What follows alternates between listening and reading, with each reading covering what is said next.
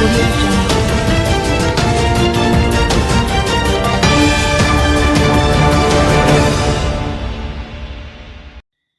William Knibb Memorial High School student believed killed while spearfishing. A thick cloud of gloom hovered over Falmouth Fishing Beach Tuesday morning after the headless body of a William Knibb Memorial High School student, believed to be a victim of a shark attack, was salvaged offshore a day after he went missing during a spearfishing expedition. The left arm was severed from the badly mutilated body of 16-year-old Jamari Reed of a racecourse Falmouth address. Scores of people converged on the fishing beach to view the remains, which had been taken from the sea by divers. Among the gathering was the teen grieving father, Michael Reed, a taxi operator. "I can't believe that he went to sea by himself yesterday, and that was the outcome. Sad to know, I feel so bad," said the broken father, his face contorted with grief. The cabbie said he often discouraged his son from his fishing hobby. "It is something that we argue about, we fight about. He's not doing it for a worthy cause. He's not doing it for needs or anything. It is what it is still. Can you believe it?" the distressed father lamented. Christopher Reynolds, one of the bewildered fishers, sat on the beach staring blankly. He disclosed that the remains of the youth, Jamari, had been retrieved from the water by a group of divers who had gone in search of him on Tuesday morning. He said he was informed that a massive tiger shark was spotted in the water by the divers, who located the body shortly after they recovered the detached arm. All of the fishermen went out there, and while they were diving to take him up, they saw the big shark. They shot at him, but they didn't get him, Reynolds stated. He is adamant that the killer shark must be located and killed and severed head recovered. According to Reynolds, that is done in other areas where fishermen find and kill sharks that attack people and take out whatever part of the body from their stomach. "I want us to do a similar thing here," he insisted. President of the Falmouth Fisher Folks Benevolent Society, Fitz Priestley, said this was the first time in recent history that a shark has been said to have killed anyone in Trelawney waters. He said it is being theorized that the shark followed a crew vessel into the Falmouth waters. "It looked like when one of the ship come in, a big shark followed the ship come in, and it looked like when the ship leave the shark did not leave the area, and the youth go out, and he was attacked by the shark. It bite off his head," Christie theorized.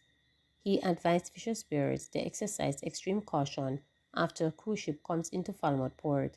"What we have to do is to make certain that ships come to be careful of the diving. The shark eat off the man's head, eat off one of his arm. It's crazy, man," Christie noted. The Falmouth police are investigating. Boxer slapped with murder shooting charges. An aspirant boxer has been slapped with several charges in connection with the killing of a man and the injuring of 3 others at a gaming lounge in Kingston. The incident reportedly occurred at the Rollitt Gaming Lodge at the corner of Terror Crescent and Spanish Town Road in Kingston 13 in June. Charged is 32-year-old Samuel Grant, otherwise called Obi, a boxer from Bentley Lane in Kingston 13. Grant is charged with murder, 3 counts of wounding with intent, possession of a prohibited weapon, unauthorized possession of ammunition, and making use of a firearm to commit a felony. Grant is charged for the killing of 48-year-old Marvin Gardner from Rollington Town in Kingston. In that incident, 3 other men ages 34, 56, and 35 were shot and injured.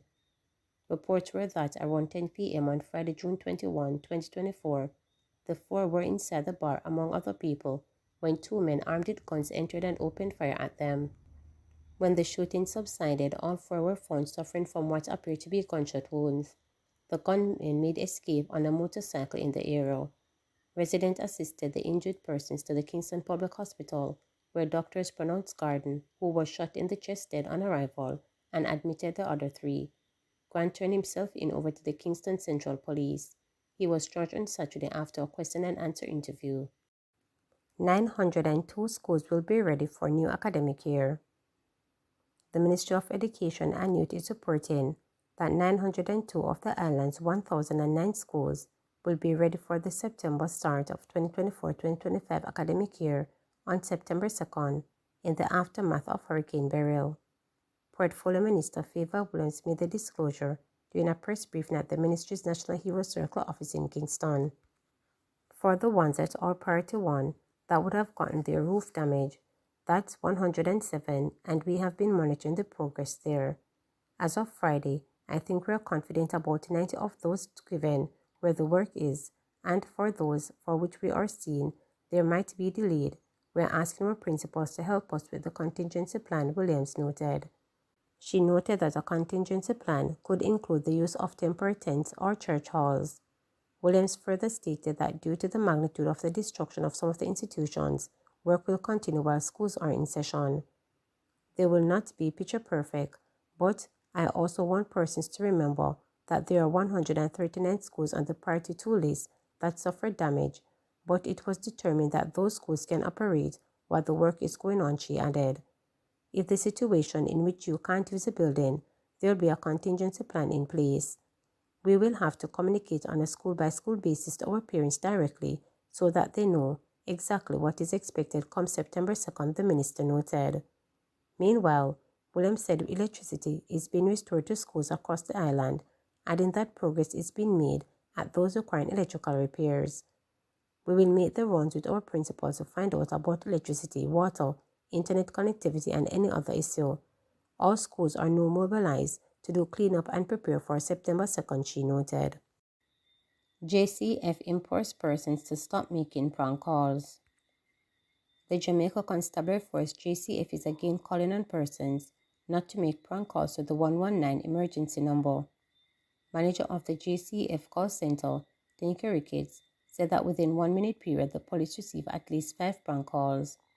The persons who make the prank calls, they don't stay on the line very long. Not a lot of them do. We have those calls every minute, every shift, every day. It's just constant, stated Ricketts. She noted that the prank calls usually speak in the summer period while children are on holidays. She explained that the 119 number is meant for emergencies, and there are other numbers available to the public that can be used for non-emergency related matters. Deputy Superintendent of Police Stacey Powell gave details on the nature of some of the prank calls. From ordering fast food, where some children want their favorite fast food, we have issues as it relates to sexual advances. Our call takers go through that sexual harassment. They are persons who just call for general information, not anything that is of emergency, that can be dealt with otherwise, Deputy Superintendent Powell stated. When the children are at school, they will call and ask for assistance with their homework. If they are having their simple dispute, they will let us know that this person hit me. Ricketts is urging the public to be mindful of the impact prank calls have on persons who are in legitimate emergency situation. For each prank call, it's a cost. It not only comes at a financial cost or a psychological cost, but it comes at a cost. It could be somebody's life that you're stopping from being saved. It could be someone that you know, she stated. She is also urging parents to pay attention to their children and monitor their phone usage. Sometimes you can go through your children's phone. You may very well see a 119 number.